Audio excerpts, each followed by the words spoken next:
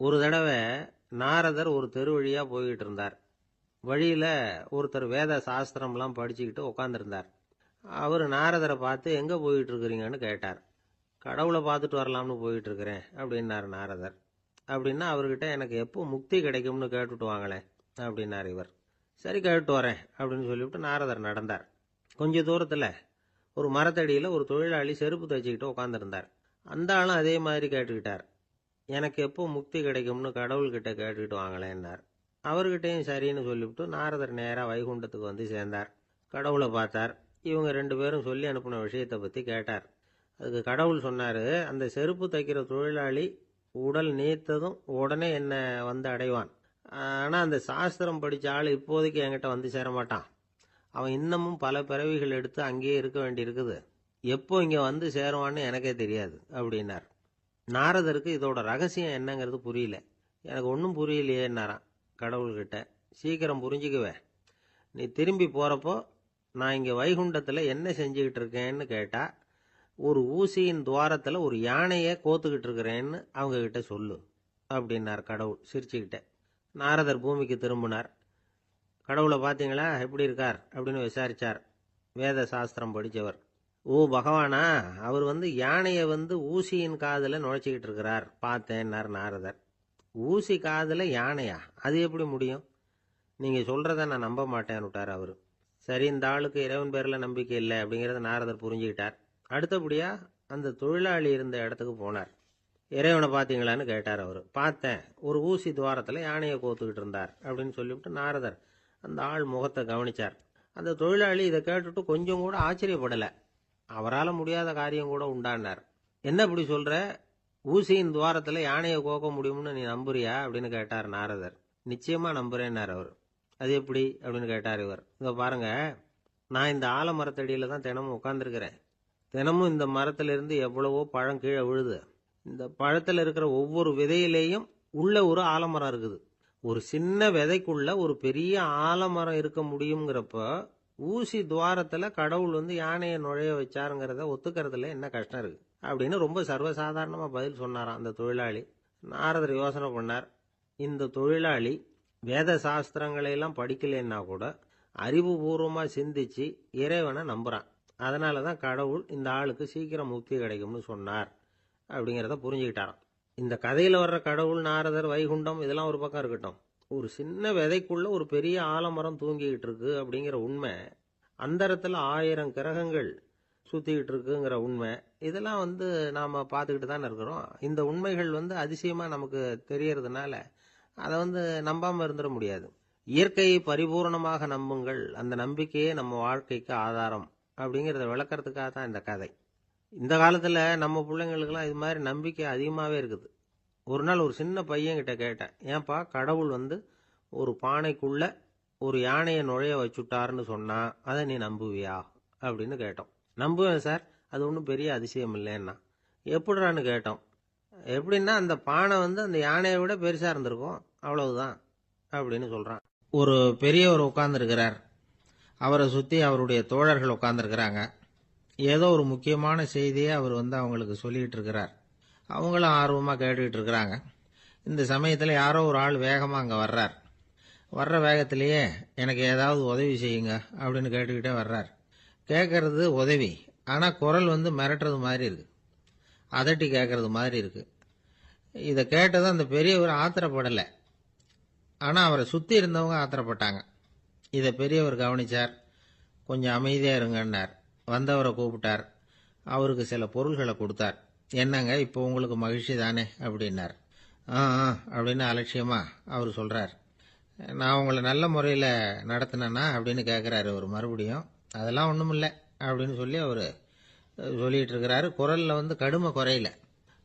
சுற்றி இருந்தவங்களால இதை பொறுத்துக்க முடியல. கோபத்தோடு அவரை நோக்கி நெருங்க ஆரம்பித்தாங்க. பெரியவர் அவங்களையெல்லாம் தடுத்து நிறுத்தினார். வந்தவரை வாங்க என்னோட அப்படின்னு சொல்லி அழைச்சிட்டு போனார். வீட்டுக்கு போனார். அங்கே போனதும் இன்னும் சில பொருள்களை எடுத்து அவர்கிட்ட கொடுத்தார். இப்போ திருப்தி தானே, நான் உங்ககிட்ட நல்ல முறையில் நடந்துக்கிட்டேனா அப்படின்னார். அவர் முகம் இப்போ தான் கொஞ்சம் மலர்ந்தது. ரொம்ப நன்றி, இறைவன் உங்கள் குடும்பத்துக்கு எல்லா நன்மைகளையும் செய்வான் அப்படின்னு சொன்னார். இதே வார்த்தைகளை என்னுடைய தோழர்கள்கிட்டே சொல்லிட்டீங்கன்னா அவங்க கோபம் தணிஞ்சிரும், வர முடியுமான்னார். கண்டிப்பாக வர்றேன் அப்படின்னாரு. மறுநாள் காலையில் அந்த இடத்துக்கு வந்தார். அதே மாதிரி சொல்லிவிட்டு அவர் போயிட்டார். தோழர்கள்லாம் ரொம்ப வியப்போடு பெரியவரை பார்த்தாங்க. அந்த பெரியவர் தான் நபிகள் நாயகம். அவர் சொன்னார், ஒருத்தன் ரொம்ப ஆசையாக ஒரு ஒட்டகத்தை வளர்த்துக்கிட்டு வந்தான். ஒரு நாள் அந்த ஒட்டகம் வந்து கயத்தை அறுத்துக்கிட்டு ஓடி போயிட்டுது. அக்கம் பக்கத்தில் இருக்கிறவங்கெல்லாம் அந்த ஒட்டகத்தை பிடிக்கிறதுக்கு முயற்சி பண்ணாங்க. அதை துரத்திக்கிட்டு ஓடினாங்க. ஒட்டகம் வந்து தாறுமாறாக ஓட ஆரம்பிச்சுது. இந்த சமயத்தில் ஒட்டகத்தை வளர்த்தவன் அங்கே ஓடி வந்தான். நீங்கள் அதை ஒன்றும் செய்ய வேணாம், விட்டுருங்க. அதோட சுபாவம் எனக்கு நல்லா தெரியும். அதை சுலபமாக என்னோட வழிக்கு கொண்டுட்டு வந்துட முடியும். நான் பார்த்துக்கிறேன், விட்டுருங்கோ அப்படின்னா. எல்லாரும் விலகி போயிட்டாங்க. இவன் என்ன செஞ்சான் தெரியுமா? கொஞ்சம் புல்லை கையில் எடுத்துக்கிட்டு அந்த ஒட்டகத்தை நெருங்கினான். அவ்வளவுதான். அது ஓடி வந்து இவன் காலடியில் உட்காந்துக்கிட்டது. செல்லமாக அதை அப்படியே தடவி கொடுத்தான். முதுகில் ஏறி உட்காந்துக்கிட்டான். அது பாட்டுக்கு சாதுவாக நடந்து போகுது. இந்த கதையை நபிகள் நாயகம் தம்முடைய தோழர்களுக்கு சொல்றார். ஒட்டகத்தை மட்டும் இல்லை, சில மனிதர்களையும் கூட சில விதத்தில் அணுகிதான் அவர்களை வந்து சீர்திருத்த வேண்டியிருக்குது அப்படிங்கிறத அவங்களுக்கு உணர்த்தினார். இது ஒரு அழகான உளவியல் அணுகுமுறை. சில குடும்ப தலைவர்கள் கூட இந்த ஒட்டகம் மாதிரி நடந்துகிறது உண்டு. அப்புறம் அடங்கி போகிறதும் உண்டு. ஒரு குடும்ப தலைவர் காலையில் எழுந்திரிச்சதுலேருந்து சத்தம் போட்டு கத்திக்கிட்டு இருப்பார். பக்கத்தில் இருந்தவங்கெல்லாம் ஓடி போய் சமாதானம் பண்ணி பார்த்தாங்க. அவர் ஓயறது மாதிரி தெரியல. கடைசியில் அவர் மனைவி வந்தாங்க. நீங்கள் எல்லாம் விலகி போயிடுங்க, அவர் சுபாவம் எனக்கு தெரியும், நான் பார்த்துக்கிறேன் அப்படின்னாங்க. சரின்னு எல்லாரும் போயிட்டாங்க. சாயந்தரமாக வந்து பார்க்குறாங்க, அவர் சத்தம் இல்லாமல் ஒரு மூலையில் உட்காந்துருக்கிறார். ரொம்ப சாதுவா. ஆச்சரியமாக இருந்தது. என்னம்மா பண்ணீங்கன்னு கேட்டாங்க. அது ஒன்றும் இல்லைங்க, ஒரு வேளை சாப்பாட்டை நிறுத்தினேன், பட்னி போட்டேன், அவ்வளவுதான் அப்படின்னாங்க அந்த அம்மா. பக்தின்னு சொல்கிறோம் இல்லையா, அது வந்து 3 வகைப்படும் அப்படிங்கிறார் ஒரு பெரியவர். அது என்ன 3 வகைன்னா, தெய்வ பக்தி, அடியார்கள் பக்தி, குரு பக்தி. அடியார் பக்தியை விட தெய்வ பக்தியை விட குரு பக்தி தான் ரொம்பவும் சிறந்ததுங்கிறார் அவர். தெய்வத்துக்கிட்ட செஞ்ச பாவம் குருநாதர்கிட்ட தீர்ந்துருமா. குருநாதர்கிட்ட செஞ்ச பாவம் தெய்வத்துக்கிட்ட போனாலும் தீராதான். இப்படி பெரியவங்கெல்லாம் சொல்லி வச்சிருக்கிறாங்க. ஒரு காடு, அங்கே அயோத தௌமியர் அப்படின்னு ஒரு தபோதனர். அவர் பல மாணவர்களை ஒன்றா சேர்த்து ஒரு குருகுலம் நடத்திக்கிட்டு இருக்கிறார். பல தரப்பட்டவங்க, பல திறப்பட்டவங்க மாணவர்கள் அதில் சேர்ந்து படிச்சுக்கிட்டு இருக்கிறாங்க. பாஞ்சால ராஜகுமாரன் ஒருத்தனும் அந்த குருகுலத்தில் சேர்ந்து படிச்சுக்கிட்டு இருக்கிறான். அவன் பேர் ஆருணி. பெரிய இடத்து புள்ள, இருந்தாலும் படுப்பில் ரொம்ப கெட்டிக்காரனாக இருந்தான். அவன் தான் அங்கே முதல் மாணவன். ஒரு நாள் குருநாதர் அந்த அரசகுமாரனை கூப்பிட்டார். நம்ம குருகுலத்துக்கு சொந்தமான வயலில் தண்ணீர் பெருகி வெள்ளம் வந்து பயிரை வந்து அழிக்குதான். அதனால் நீ போய் மடையை அடைச்சிட்டு வந்துடும் அப்படின்னார். அந்த அரசகுமாரன் உடனே புறப்பட்டான். குருநாதர் சொல்லிட்டார்ல, உடனே புறப்பட்டான். நான் பெரிய இடத்து பிள்ளையாச்சே, ராஜகுமாரனாச்சே, ரொம்ப செல்வாக்கூட வளர்ந்தவனாச்சே, நான் போய் வயலில் இறங்கி வேலை செய்கிறதா அப்படின்னுலாம் அவன் நினைக்கல. குருநாதர் கட்டளையை நிறைவேற்ற வேண்டியது நம்ம கடமை அப்படின்னு நினச்சான். உடனே ஒரு மண்வெட்டியை தூக்கி தோளில் வச்சுக்கிட்டு புறப்பட்டு போயிட்டான். வயலுக்கு போனான். பார்த்தான், தண்ணி கரையை உடச்சிக்கிட்டு வயலுக்குள்ளே ஏகமாக பாஞ்சிக்கிட்டு இருக்குது. இவன் மண்வெட்டியால் களிமண்ணை புல்லோடு சேர்த்து புல் பத்த மாதிரி வெட்டி வெட்டி போட்டான். இருந்தாலும் மடையை அடைக்க முடியல. தண்ணி அதை மீறி வந்துக்கிட்டே இருக்குது. தண்ணி வந்து வேகமாக வயலுக்குள்ளே போய்கிட்டே இருக்குது. போடுற பத்தையெல்லாம் கரைஞ்சி கரைஞ்சி போயிட்டுருக்கு. இருந்தாலும் இவன் தன்னுடைய முயற்சியை கைவிடலை. வெட்டி வெட்டி போட்டுக்கிட்டே இருக்கிறான். காலையில் அங்கே போனவன் சாயந்தரம் வரைக்கும் இப்படி செஞ்சுக்கிட்டு இருக்கிறான். உடம்பும் மனசும் ரொம்பவும் சோர்ந்து போச்சு. இருந்தாலும் குருநாதர் இட்ட கட்டளையை நிறைவேற்றாமல் இருக்கிறோமேங்கிற ஒரு குறை அவனுக்கு இருக்குது. குரு கட்டளையை நிறைவேற்றாத நான் வந்து இன்னமும் இருக்கணுமா அப்படின்னு யோசனை பண்ண ஆரம்பிச்சிட்டான். என்ன செய்யலாம்னு பார்த்தான். நம்ம குருநாதர் இட்ட பணிக்காக இந்த உடம்பையே தியாகம் பண்ணலாம் அப்படின்னு முடிவு பண்ணான். தண்ணி பாயுதில் அதுக்கு குறுக்க விழுந்து அப்படியே மடையை அடைச்சிக்கிட்டு அப்படியே படுத்துட்டான். இது மற்றவங்களுக்கு தெரியாது. அன்னைக்கு ராத்திரி ஒரு விளக்கு முன்னாடி உட்காந்து குருநாதர் பிள்ளைங்களுக்கு பாடம் சொல்லி கொடுத்துக்கிட்டு இருக்கிறார். முதல் வரிசையில் இருக்கக்கூடிய ராஜகுமாரனை காணலை. நம்ம ஆருணி எங்கே போனா அப்படின்னு சொல்லி மற்ற மாணவர்களை விசாரித்தார். இப்போ அவங்க சொன்னாங்க, சுவாமி, அவன் காலையில் வயலுக்கு வந்து மடையை அடைக்கிறதுக்காக போனான், நீங்கள் தான் போக சொன்னீங்க, இன்னும் திரும்பி வரல, அப்படின்னு அவர் பையன். குருநாதர் உடனே ஒரு தீவெட்டி எடுத்துக்கிட்டு மாணவர்களை அழைச்சிக்கிட்டு வயலுக்கு போனார். அங்கே போய் பார்த்தா ஆளை காணும். ஆருணி ஆருணின்னு சொல்லி சத்தம் போட்டு கூப்பிட்டு பார்க்குறார். நான் இங்கே இருக்கேன் குருநாதா அப்படின்னு காலுக்கு அடியிலேருந்து ஒரு சத்தம் வருது. குனிஞ்சு பார்த்தா அவன் மழையில் படுத்துருக்கிறான். என்னப்பா இதுன்னார். காலையிலேருந்து இந்த மழையை அடைச்சி பார்த்தேன் சுவாமி, முடியல, அதனால் இப்படி குறுக்க படுத்துட்டேன். என்னை தாண்டறதுக்கு பயந்து போய் தண்ணியே தேங்கி நின்றுட்டுது அப்படின்னா. அவனுடைய குரு பக்தியையும் அவனை தாண்டறதுக்கு அஞ்சு நிற்கிற தண்ணி தேக்கத்தையும் பார்த்துட்டு எல்லாரும் ரொம்ப ஆச்சரியப்பட்டு போயிட்டாங்களாம். ஆறுனே எழுந்திரிச்சு வா அப்படின்னு கூப்பிட்டாரான் குருநாதர். அவன் தண்ணீரை பொழந்துக்கிட்டு எழுந்திரிச்சு வந்தானான். அதனால அவனுக்கு உத்தாலகன் அப்படின்னு ஒரு பேர். உத்தாலகன்னா தண்ணீரை பிளந்தவன் அர்த்தம். அந்த உத்தாலகன் மாதிரி இந்த காலத்து மாணவர்களுக்கும் குரு பக்தி வேணும் அப்படின்னு சொன்னோம் ஒரு பள்ளிக்கூடத்தில். உடனே நிறைய மாணவர்கள் எழுந்திரிச்சு நின்னாங்க. சார், நீங்கள் எங்களை இன்னமும் சரியாக புரிஞ்சுக்கலன்னு நினைக்கிறோம். அன்னைக்காவது ஒருத்தன் அப்படி இருந்தான், இன்னைக்கு ஏகப்பட்ட உத்தாலகர்கள் இருக்கிறோம். எங்கள் வாத்தியார் கட்டளை இட்டா இப்போவே அது மாதிரி வயலுக்கு போய் மடையில் குறுக்கப்படுத்துக்கிறதுக்கு இந்த வகுப்பில் உள்ள அத்தனை பேரும் தயாராக இருக்கிறோம் அப்படின்னாங்க. அப்படியா அப்படின்னு சொல்லி கேட்டோம் ரொம்ப சந்தோஷமாக. ஒருத்தன் ரொம்ப அடக்கமாக எழுந்திரிச்சான். அப்புறம் சொன்னான், ஆமாம் சார், வகுப்பில் இவர் நடத்துகிற பாடத்தை கேட்டுக்கிட்டு இருக்கிறத விட பேசாமல் போய் மடையில் படுத்துடுறது ஒன்றும் கஷ்டமான காரியமாக இருக்காது, அதனால தான் எல்லாரும் அங்கே போகிறேன்னு சொல்கிறோம் அப்படிங்கிறான். ஒரு ராஜா இருந்தார். நாடு பூராவும் நிறைய மரங்களை நட்டு வளர்க்கணுங்கிறது அவரோட ஆசை. தானே அதுக்கு முன்மாதிரியாக இருக்கணும்னு நினைச்சார். அரண்மனையை சுற்றி மரங்களை நட்டு வளர்த்தார். இதை பார்த்துட்டு ஜனங்களும் அவங்கவுங்க வீட்டை சுற்றி மரக்கன்றுகளை நட்டு வளர்த்தாங்க. கொஞ்ச காலத்தில் ஊர் பூரா பசுமையாக மாறிச்சு. எல்லாருக்கும் சந்தோஷமாக இருந்தது. இது ஒரு பக்கம் இருக்கட்டும். இப்போ நான் சொல்ல போகிற கதை வேற. அதாவது அந்த ராஜா ஒரு நாள் தன்னுடைய அரண்மனையை சுற்றி இருக்கிற விதவிதமான மரங்களை எல்லாம் போய் பார்த்தார். எப்படி இருக்கிறீங்க அப்படின்னு ஒவ்வொரு மரத்துக்கிட்டையும் விசாரிச்சாராம். எந்த மரமும் சந்தோஷமாக இருக்கிறதா தெரியல. அதுக்கும் மனசில் ஒரு குறை. முதல்ல ஆலமரத்துக்கிட்ட போனார். அது சொல்லிச்சு, மண்ணா, நான் நல்லா பெருசாக வளர்ந்துருக்கிறேன், அடர்த்தியாக இருக்கிறேன், கிளையெல்லாம் 4 பக்கமும் நல்லா படர்ந்து தான் இருக்குது, இருந்தாலும் எந்த பிரயோஜனமும் இருக்கிறதா தெரியல எனக்கு. என்னுடைய பழம்லாம் ரொம்ப சின்னதாக இருக்குது, என் கண்ணுக்கு சரியாக புலப்பட மாட்டேங்குது. நான் இருக்கிற சைஸுக்கு என்னுடைய கிளையில் இருக்கிற பழம்லாம் எவ்வளவு பெருசாக இருக்கணும், அது இத்தினூண்டு இருக்கிறது எனக்கு பெரிய அவமானமாக இருக்குது. இப்படி இங்கே நின்றுக்கிட்டு இருக்கிறதே ரொம்ப கூச்சமாக இருக்குது. ஒரு நல்ல புயல் வந்ததுன்னா பேசாமல் சாஞ்சு விடலாமான்னு பார்க்குறேன் அப்படின்னு புலம்புது ஆலமரம். சரி இருக்கட்டும்னு நினச்சிக்கிட்டு ராஜா அடுத்தபடியாக ஒரு அத்தி மரத்துக்கிட்ட போனார். அதுவும் புலம்ப ஆரம்பிச்சுட்டுது. நான் கூட பெரிய மரம் தான், இல்லை இலையெல்லாம் அழகாக தான் இருக்குது, பழம் அழகாக இருக்குது, இருந்தாலும் உள்ள விஷயம் இல்லையே, அத்தி பழத்தை புட்டு பார்த்தா அத்தனையும் சொத்தை அப்படின்னு பழமொழியே உண்டாயிட்டுதே. இப்படி ஒரு கெட்ட பேரோட நான் இருக்கணுமா அப்படின்னு புலம்புது அது.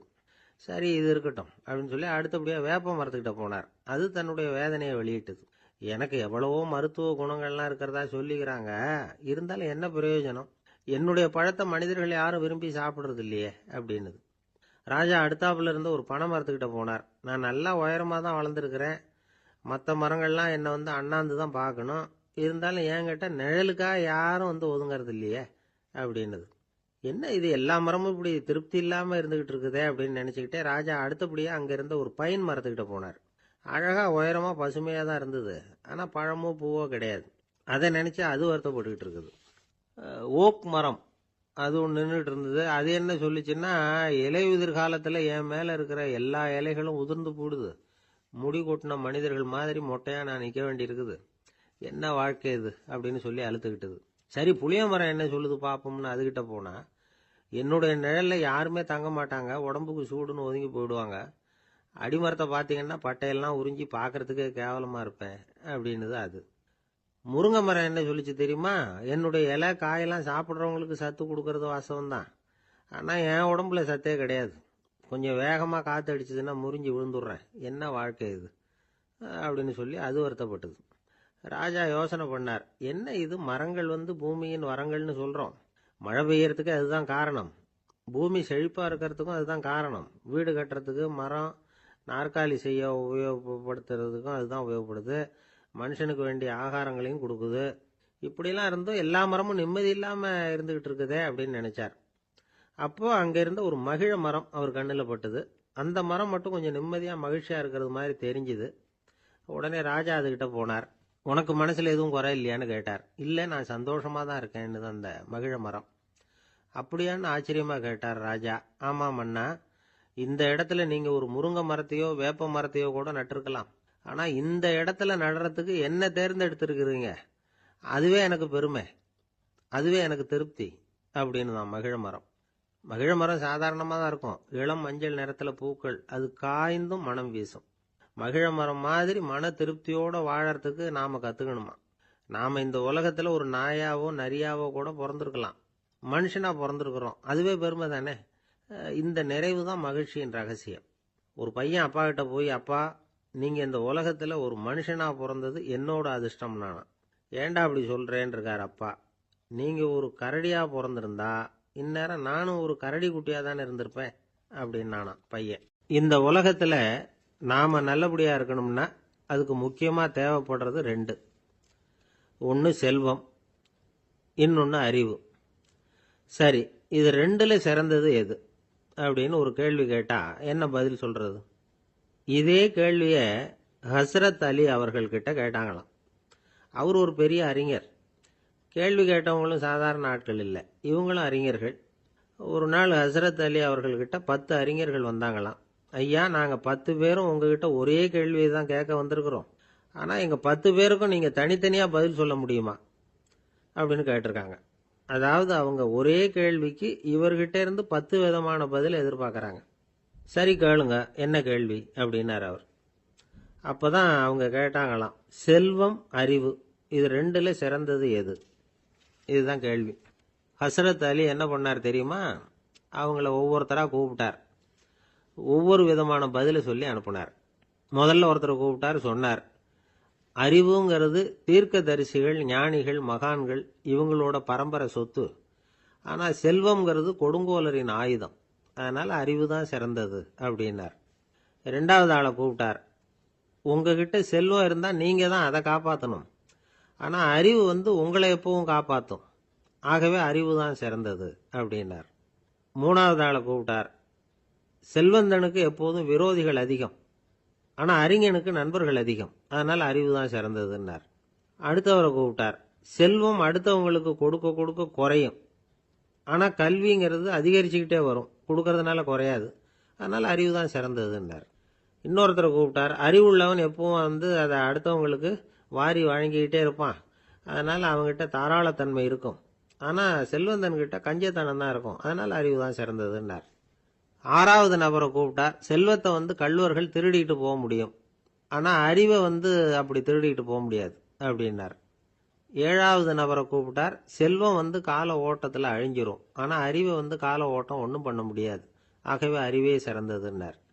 எட்டாவது ஆளை கூப்பிட்டு சொன்னார், செல்வத்துக்கு எப்பவும் எல்லை உண்டு, நிறை உண்டு, அளவு உண்டு, கணக்கு உண்டு, ஆனால் அறிவுக்கு அப்படிப்பட்ட எல்லை எதுவும் கிடையாது, அதனால் அதுதான் சிறந்ததுன்னார். அடுத்தவனை கூப்பிட்டார். செல்வம் உள்ளத்தில் உள்ள ஒளியை போக்கிவிடும், இருட்டை உண்டாக்கிவிடும், விரிந்த மனப்பான்மையை குறுகலாக்கிவிடும், ஆனால் அறிவு அப்படி இல்லை, இருண்ட உள்ளத்தில் ஒளியை பாய்ச்சி அதை விசாலப்படுத்துது, அதுதான் சிறந்ததுன்னார். கடைசியாக 10வது நபரை கூப்பிட்டார். செல்வம் மனசில் செருக்கை உண்டாக்குது, ஆணவத்தை ஏற்படுத்துது, அதனால் நானே கடவுள்னு நினைக்கிற அளவுக்கு மனுஷனை தாழ்த்தி விடுது, ஆனால் அறிவு பணிவையும் பண்பாட்டையும் வளர்க்குது, அதனால் அறிவு தான் சிறந்ததுன்னார். ஆக இப்படி 10 பேருக்கும் 10 விதமாக பதில் சொன்னது மூலமாக ஹஸ்ரத் அலி அவர்கள் அறிவு தான் செல்வத்தை விட சிறந்தது அப்படிங்கிறதுக்கு 10 காரணங்களை சுட்டி காட்டியிருக்கார். அந்த அறிஞர் 10 பேர் கேட்ட ஒரே கேள்விக்கு 10 பதில் சொன்னார். நமக்கு வேண்டிய ஒருத்தர் 10 பேர் கேட்ட கேள்விக்கு ஒரே பதில் சொல்லி சமாளித்தார். கேள்வி என்ன தெரியுமா? என்கிட்ட வாங்கின கடனை எப்பயா திருப்பி கொடுக்க போற? இதுதான் அந்த 10 பேரும் கேட்ட ஒரே கேள்வி. இந்த மாதம் 26ஆம் தேதி தந்துடுறேன் அப்படிங்கிற ஒரே பதில் சொல்லி அவ்வளவு பேரையும் இவர் அனுப்பி வச்சுட்டாராம். எல்லாரும் போனதுக்கு அப்புறம் இவரை தனியாக கூப்பிட்டு கேட்டிருக்கிறாங்க. அது என்ன சார் கணக்கு, 26ஆம் தேதி அன்னைக்கு என்ன அதிசயம் நடக்க போகுது அப்படின்னு கேட்டிருக்காங்க. அதிசயம் அன்னைக்கு இல்லை, அதுக்கு முத நாளே நடக்க போகுதுன்னாராம். விவரமாக சொல்லுங்கன்னு இருக்காங்க. வேற ஒன்றும் இல்லைங்க, 26ஆம் தேதி தானே எல்லாரையும் வர சொல்லியிருக்கிறேன், அதுக்கு முத நாளே நான் புறப்பட்டு தலைமறைவாயிட போகிறேன் அப்படின்னாராம். ரொம்ப பெருமையாக ஒரு இலக்கிய கூட்டம் ஏற்பாடு பண்ணியிருக்கிறோம், நீங்கள் அவசியம் வந்து அதில் பேசணும் அப்படின்னு கேட்டுக்கிட்டார் ஒருத்தர். வேணாங்க, 4 பேருக்கு முன்னாடி வந்து நிற்கிறதுனா எனக்கு ரொம்ப கூச்சமாக இருக்கும் அப்படின்னாரு இவர். ஏன் சார் இன்னமும் குழந்த மாதிரி கூச்சப்படுறீங்களே அப்படின்னார் அவர். அவரை ஒரு மாதிரியாக சமாளித்து அனுப்பி வச்சுட்டு அதுக்கப்புறம் அதை பற்றி இவர் யோசித்து பார்த்துருக்கார்.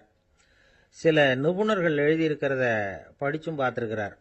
மனோதத்துவ நிபுணர்கள் என்ன சொல்கிறாங்க தெரியுமா? 10லேருந்து 20% குழந்தைகள் பிறக்கிறப்பவே கூச்ச சுபாவம் கொண்டதாக தான் இருக்குதான். ஒரு தாத்தா தன்னோட பேர பிள்ளைய ஆசையாக கூப்பிடுறார் விளையாட்டு காட்ட, அதை அழுதுகிட்டு ஓடி போகுது. ஒரு அம்மா தன்னோட பிள்ளைய பள்ளிக்கூடத்தில் சேர்க்கறதுக்காக கூப்பிட்டுக்கிட்டு போகிறாங்க. அந்த புள்ள அம்மாவோட முந்தானையில் ஒளிஞ்சிக்கிட்டு வெளில வரமாட்டேங்குது.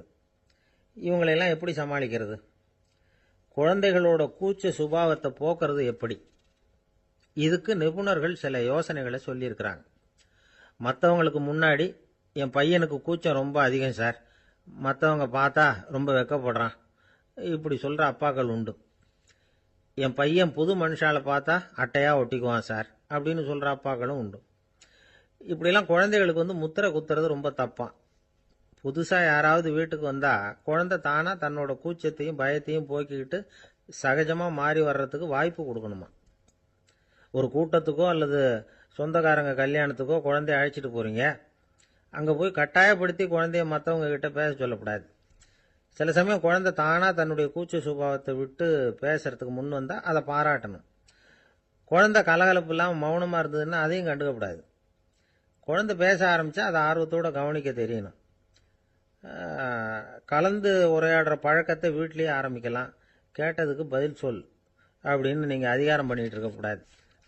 அது வந்து குழந்தைக்கு பேசுகிற சந்தர்ப்பத்தை குறைச்சிருமா. இப்போ நாம் அதிகாரம் பண்ணால் கேலி செய்கிற பழக்கம் குழந்தைகளை வந்து ரொம்ப பாதிச்சிருமா. பெரியவங்களானதுக்கு அப்புறமும் சில பேர் கூச்சத்தோடவும் பயத்தோடவும் இருக்கிறதுக்கு இதுதான் காரணம். சின்ன வயசில் அவங்கெல்லாம் ஏதாவது கேலிக்கு ஆளாகி இருப்பாங்க. 2வது குழந்தை மூத்த குழந்தைய வந்து கேலிக்கு ஆளாகிற சந்தர்ப்பங்களை கண்டு கேலி பண்ணினா அது இளம் நெஞ்சங்களை விட்டு நீங்கிறதே இல்லையா. எப்பவும் குழந்தையோட நடை உடை பாவனைகளை பற்றி சொல்லிக்கிட்டே இருக்கக்கூடாதான். அதுவே கூச்ச சுபாவத்தை கொண்டுகிட்டு வந்துருமா. அப்பா எங்கன்னு யாராவது கேட்டால் இது மாதிரி இன்ன காரியத்துக்காக வெளியில் போயிருக்கார், இத்தனை மணிக்கு திரும்பி வருவார் அப்படின்னு சொல்கிற அளவுக்கு குழந்தைகளை வந்து பழக்கப்படுத்தி வைக்கணும். ஃபோன்லேயே யாராவது விசாரித்தா கூட இது மாதிரி பதில் சொல்லு அப்படின்னு சொல்லணும். சின்ன சின்ன மீட்டிங்கில் 4 வார்த்தை பேச தயார் பண்ணலாம். ஒரு கடையிலையோ அல்லது ஹோட்டல்லையோ ஏதாவது விவரம் கேட்கணும்னா உங்கள் குழந்தைய தைரியமாக அனுப்புங்க. குழந்தைகள் பணிவாகவும் பொறுமையாகவும் விவரம் கேட்குறப்போ கூச்ச சுபாவம் தானாக போயிடும். சின்ன வயசுலேயே இப்படிலாம் பழக்கப்படுத்தினா தான் வருங்காலத்தில் தைரியமாக இந்த சமுதாயத்தில் வாழ முடியும். இல்லைன்னா 60 வயசுலேயும் அடுப்பங்கரையை விட்டு வெளில வர்றதுக்கு கூச்சப்பட்டுக்கிட்டு தான் இருக்க வேண்டியிருக்கும். இந்த காலத்து பிள்ளைங்க எவ்வளவோ பரவாயில்ல, எதுக்கும் தயங்குறதில்ல, கூச்சப்படுறதில்ல. ஒரு அம்மா அடுப்பங்கரையிலேருந்து சத்தம் போட்டாங்க, டேய் ராமு, தயவு பண்ணி அந்த டிவியை நிறுத்துறா, அந்த பெண்ணோட குரல் மகா மோசம், அடுப்பங்கரையில் இருக்கிற என்னாலேயே அதை சகிச்சிக்க முடியல அப்படின்னாங்களாம். உடனே பையன் கொஞ்சம் கூட தயங்காமல் பதில் சொல்கிறான், அம்மா இந்த குரல் டிவியிலேருந்து வரல, எதிர்த்த விட்டு மாமி தான் இங்கே வந்திருக்கிறாங்க, அவங்க தான் இப்போ என்னோட பேசிக்கிட்டு இருக்கிறாங்க அப்படின்னு. கங்கை கரை தோட்டம் பக்கத்தில் ஒரு ஆசிரமம், அங்கே ஒரு பெரியவர் தங்கியிருக்கிறார். அவர் தான் ராமகிருஷ்ண பரமஹம்சர். அந்த ஆசிரமம் இருந்த இடம் கரக்பூர். வங்காளத்தில் பொதுவாக எல்லாரும் மீன் சாப்பிட்றது உண்டு. கங்கையில் குளிச்சுட்டு கையில் ஒரு மீனோடு வர்றது வழக்கம். இவர் இருக்கிற இடத்துக்கு கங்கையில் படகு வழியாக வரணும். அப்படி தான் எல்லாரும் வருவாங்க. வர்றவங்கள ஒன்று கூட்டி ஆன்மீக விஷயங்களை பற்றி பேசிக்கிட்டு இருப்பார். ஒவ்வொரு நாள் ஒவ்வொருத்தர் நகரத்துக்கு போகணும், வரும்பொழுது மீன் கொண்டுகிட்டு வரணும். அதுக்கு ஒரு அட்டவணையே உண்டு ஆசிரமத்தில். அது பிரகாரம் ஒரு நாள் சுவாமி யோகானந்தர் படகுல போனார். படகை செலுத்தினவங்க ராமகிருஷ்ணரையும் சுவாமி யோகானந்தரையும் மற்றவங்களையும் பித்தர்கள் அப்படின்னு சொல்லி ஏளனமாக பேசினாங்க. அவங்க என்ன பைத்தியம் பிடிச்சவங்க அப்படிங்கிறது மாதிரி. சுவாமி யோகானந்தருக்கு ரொம்ப மென்மையான இதயம். இவங்க இப்படி கண்ணாபின்னான்னு பேசுகிறத பார்த்தா மீனை வாங்கிட்டு திரும்புகிறப்போ என்ன நடக்குமோ அப்படிங்கிற பயம் வேற வந்துட்டுது அவருக்கு. அவ்வளவு மென்மையானவர்.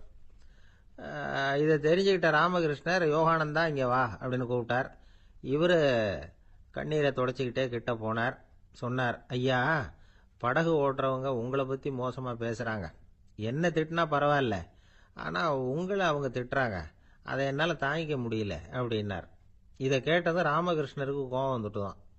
என்னது, உன்னுடைய குருவை பத்தி அவங்க மோசமா பேசும்பொழுது நீ சும்மா இருந்தியா? வெளியில போ அப்படின்னு விட்டார். குரு நிந்தனை செய்யறப்போ அதை கேட்டுக்கிட்டு சும்மா இருக்கலாமா? குரு நிந்தனையை கேட்டா பாவம் இல்லையா? என்னை தூற்றும் போது அவங்க பாவம் செய்யறாங்க.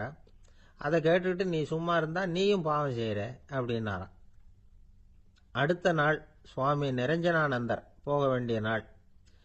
இவர் படகுல போகும்பொழுதும் அதே மாதிரி நடந்துதான். அவங்க மோசமா பேச ஆரம்பிச்சாங்க, திட்ட ஆரம்பிச்சாங்க. அப்படி கேலி பண்ண ஒருத்தனை இவர் என்ன பண்ணார், பலார்னு கன்னத்தில் அரைஞ்சுட்டார். இன்னொருத்தனை கங்கையில் தூக்கி எறியறதுக்கும் தயாராகிட்டார். அதுக்கப்புறம் அவங்க யாரும் வாயை திறக்கல. மீன் வாங்கிட்டு வர்றப்பவும் படகுல ஒரே அமைதி. அவ்வளவு பயம் அவங்களுக்கு. ராமகிருஷ்ணர் கூப்பிட்டு விசாரிச்சார் என்ன நடந்ததுன்னு. இவர் சொன்னார், அவர் யோகானந்தா போகும்பொழுது என்ன நடந்ததோ அப்படியே தான் இப்பவும் நடந்தது. குரு நிந்தனை செய்யறத கேட்டுக்கிட்டு நான் சும்மா இருப்பேனா? ஒருத்தனை அப்படியே அரைஞ்சுட்டேன், இன்னொருத்தனை ஆற்றுல தூக்கி போட்டுருவேன்னு பயமுறுத்தினேன், அவ்வளவுதான் அப்படின்னாராம். இப்பவும் ராமகிருஷ்ணருக்கு கோபம் வந்துட்டு தான். என்ன இது, அணியறது காஷாயம், இருக்கிறது ஆசிரமம், உனக்கு இவ்வளவு கோபம் வந்ததுன்னா அப்புறம் என்னத்துக்கு ஆசிரமத்தில் இருக்கணும்? பிரம்மச்சாரி எப்பவும் அமைதியாக இருக்கணும் அப்படின்னு அறிவுரை சொன்னாராம் ராமகிருஷ்ணர். அப்போ இவர் கேட்டாராம், ஏங்க அவருக்கு ஒரு விதமான அறிவுரை சொன்னீங்க, எனக்கு வேற விதமாக அறிவுரை சொல்றீங்க, இதில் எது உண்மை அப்படின்னு கேட்டிருக்கார். இதுக்கு ராமகிருஷ்ணர் சொன்ன பதில் என்னன்னா, அட அசடே, சக்கரத்தில் காற்று அதிகமாக இருந்தால் குறைக்கணும், குறைச்சலாக இருந்தால் கூட்டணும். அவன் சாது, அவனுக்கு அதிக உணர்ச்சி தேவை, உனக்கு படபடப்பு அதிகம், உனக்கு பொறுமை தேவை அப்படின்னாராம். இதில் உள்ள கருத்து என்னன்னா, கல்விங்கிறது எப்படின்னா அதை சூழ்நிலைக்கு தகுந்த மாதிரி கற்பிக்கணும். எல்லாருக்கும் ஒரே மாதிரி கற்பிக்கக்கூடாது. கேட்குறவர் தகுதி, புரிஞ்சுக்கிற திறமை, இதை பொறுத்து கல்வி அமையணும். ஆரம்ப காலத்தில் ஒரு குரு, அப்போ ஒரு சீடன் இருந்தான். அது வேடிக்கையான குரு, வேடிக்கையான சீடன். ஒரு ஆசிரமம். ஒரு நாள் ஒருத்தன் அவசரமாக அந்த குருவை தேடி வந்திருக்கிறான். என்ன விஷயம்னு விசாரிச்சார் குரு. உங்கள் சீடர் என்னை அடிச்சுட்டார் அப்படின்னு புகார் பண்ணானா அந்த ஆள். குரு சீடனை கூப்பிட்டார். அடிச்சியா இந்த ஆளை அப்படின்னு கேட்டாராம். ஆமான் இருக்கான் சீடன். ஏன் அடிச்சே அப்படின்னு கேட்டாராம். இந்த ஆள் உங்களை பற்றி மட்டமாக பேசிவிட்டான், என்னால் அதை தாங்கிக்க முடியல, அதனால தான் அடிச்சுட்டேன் இருக்கான். அப்படி என்ன பேசினான் அப்படின்னு கேட்டாராம். உன்னுடைய குருநாதர் இப்பெல்லாம் அர்த்தமில்லாமல் பேச ஆரம்பிச்சுட்டார் அப்படின்னு சொல்லிவிட்டான், அதனால தான் அடிச்சுட்டேன் அப்படின்னானா. அதுக்காக அடிச்சே அப்படின்னாராம். நான் அதுக்காக அடிக்கல குருவே, இப்பெல்லாம் நீங்கள் அர்த்தம் இல்லாமல் பேசுறதாக அவன் சொல்கிறான், அப்படின்னா இதுவரைக்கும் நீங்கள் அர்த்தத்தோடு பேசினதாகத்தானே அர்த்தம், அது தப்பு தானே, அதனால தான் அடித்தேன் அப்படின்னானா. துருக்மேனியாவில் அஷ்காபாத் அப்படின்னு ஒரு நகரத்தில் ஒரு புவியியல் விஞ்ஞானி இருந்தார். அவர் ஒரு நாய்க்குட்டி வளர்த்தார். ஒரு நாள் முன்னிரவு நேரம் ஒரு மேஜைக்கு முன்னாடி உட்காந்து அந்த விஞ்ஞானி ஏதோ கணக்கு போட்டுக்கிட்டு இருக்கிறார். அவருக்கு ஒரு சின்ன பெண் குழந்தை, அது தொட்டிலில் தூங்கிட்டு இருக்குது. அந்த நாய்க்குட்டியும் ஒரு மூலையில் படுத்து அது பாட்டுக்கு தூங்கிட்டு இருந்தது. ஒரே அமைதி. அந்த நேரத்தில் திடீர்னு அந்த நாய்க்குட்டி துள்ளி எழுந்திரிச்சது. நேராக குழந்தைகிட்ட ஓடிச்சு. அந்த குழந்தைய அது போட்டிருந்த ட்ரெஸ்ஸோடு சேர்த்து கவ்வி தூக்குச்சு. தூக்கிக்கிட்டு வாசல் பக்கம் ஓடிச்சு. நாய்க்குட்டி குழந்தைய கவ்வி தூக்க முடியுமாங்கிற சந்தேகம் உங்களுக்கு இல்லையா? நீங்கள் நம்ம ஊர் நாய்க்குட்டியவே பார்த்து பழக்கப்பட்டிருக்கீங்க, அதனால் நம்புறதுக்கு சிரமமாக இருக்கும். அந்த ஊர்ல எல்லாம் அது ரொம்ப ஸ்ட்ராங்காக இருக்கும், ஒரு ஏதோ கண்ணுக்குட்டி மாதிரி இருக்கும். விஞ்ஞானி அதை பார்த்துட்டார். உடனே அந்த நாய்க்கு வெறி பிடிச்சிட்டுதுன்னு முடிவு பண்ணிட்டு தன்னோட கை துப்பாக்கி எடுத்துக்கிட்டு ஓடி வந்தார். அவர் வெளியில் நாய்க்குட்டி எங்கே அப்படின்னு பார்த்து தேடுறார். அந்த நேரத்தில் அந்த வீடு இடிஞ்சு விழுது. காரணம் பூமி அதிர்ச்சி. இப்படி பூமி அதிர்ச்சி உண்டாக போகுதுங்கிறது அந்த நாய்க்குட்டிக்கு முன்னாடியே தெரிஞ்சு போச்சு. அதுதான் குழந்தைய தூக்கிட்டு வெளியில் ஓடி வந்திருக்குது. அது மூலமாக அந்த குடும்பத்தையே காப்பாற்றி இருக்குது அந்த நாய்க்குட்டி. இந்த சம்பவம் நடக்கிறதுக்கு 3 நாளைக்கு முன்னாடியே சில பிராணிகளுக்கு இப்படி நடக்க போகுதுங்கிறது தெரிஞ்சிருக்குதான். ஆமாம், அந்த நகரத்தில் 3 நாளைக்கு முன்னாடியே பாம்பு, பல்லி இதெல்லாம் அது தங்கியிருந்த வலையை விட்டு வெளியில் ஓடி வந்துட்டுது. அதே மாதிரி அங்கே இருந்த புறாவெல்லாம் பறந்து போயிடுச்சான். இதே மாதிரி யுகோஸ்லோவியாவில் கூட ஒரு நகரம், அங்கே ஒரு நாள் ராத்திரி ஒரு மிருக காட்சி சாலையில் திடீர்னு ஒரு பெரிய கலவரம், கூச்சல், குழப்பம். அங்கே இருந்த கழுதை, புலி, யானை, பறவை எல்லாம் கண்ணாபின்னான்னு கத்த ஆரம்பிச்சுட்டுது. நீர் யானை அதுக்குன்னு போடப்பட்டிருந்த தடுப்பையே தாண்டி குதிச்சு வெளியில் வந்துட்டு தான். மறுநாள் தான் எல்லாருக்கும் விஷயம் புரிஞ்சுது. அடுத்த நாள் காலையில் அங்கே பூமி அதிர்ச்சி உண்டாயிட்டுது. இப்போ பாருங்க, அதாவது மனுஷனை போய் தீர்க்கதரிசி அது இதுன்னு சொல்லிட்டு இருக்கிறோம். இவனை விட அது பரவாயில்லைன்னு தோணுது. அதாவது மிருகங்கள் ஒன்று நடக்க போகுதுங்கிறத முன்னாடியே புரிஞ்சுக்குதே.